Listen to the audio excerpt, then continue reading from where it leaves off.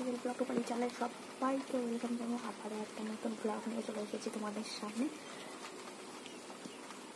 আছে ধরে সামনে পিছনে যে যেখানে আছে, আশা করি সুস্থ আছে এবং ভালো আছে।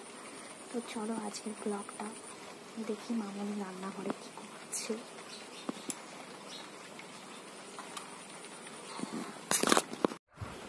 তো এখন বাজে 7:30, আর এখন থেকে আমি আমার ব্লগটা স্টার্ট করছি। আর এখন বাইরে হচ্ছে ঝিরিঝিরি বৃষ্টি, তার জন্য তোমাদের সাথে একটু দেখালাম কত সুন্দর মেঘলা ওয়েদার, আকাশে কত সুন্দর ঠান্ডা ঠান্ডা ওয়েদার। এরকম ওয়েদার বেশ ভালোই লাগে। আর এখানে মামনি একটা রান্না বসিয়ে দিয়েছে, কচু আলু দিয়ে মাছের তরকারি।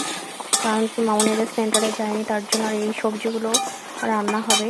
আর এটা হচ্ছে ঘ্যাটকোল, এটা রান্না হবে। আর এই যে কুমড়ো ফুল, আর এখানে হবে ঘ্যাটকোল চিংড়ি মাছ দিয়ে বাটা। তার জন্যে এই ঘ্যাটকোলটা মামনি করে নিচ্ছে।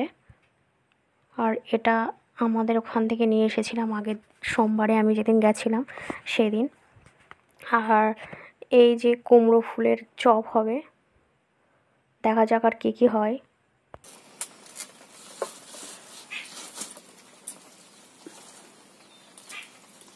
যে হবে তো আমি ঘ্যাটকোলের রেসিপিটা কিন্তু শর্টসে আপলোড করেছি, তোমরা চাইলে একবার দেখতে পারো। আর আজকের হচ্ছে ঘ্যাটকোল পাতা চিংড়ি মাছ দিয়ে হবে, একটু বেশি টেস্টি হবে। শাক তুলতে যাচ্ছি, চলো।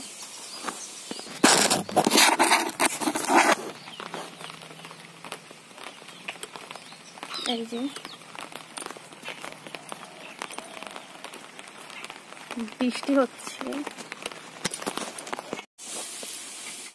চলো প্রথমে আমি এখান থেকে শাক তোলা স্টার্ট করি।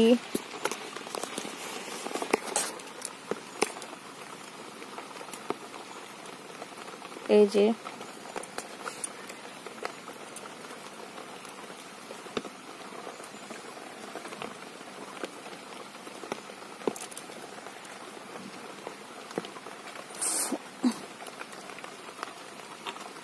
প্রচুর বৃষ্টি হচ্ছে, আমি বাড়িতে ফোনটা রেখে আসি।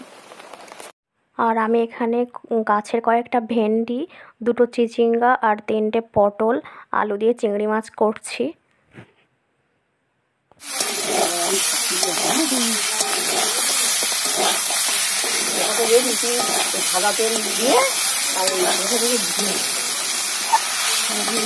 কিরকম করে দেবো, কিরকম মানে এ করবো।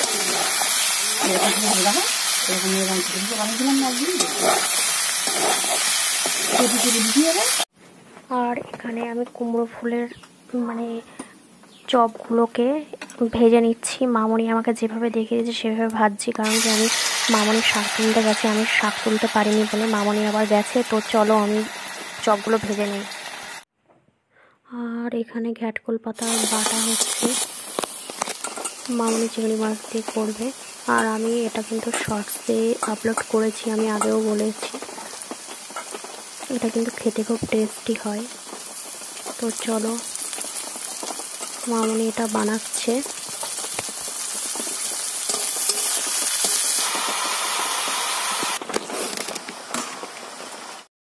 গাইস, তোমাদের সামনে অনেকক্ষণ পরে এসেছি, সব রান্না প্রায় কমপ্লিট হয়ে গেছে আমাদের।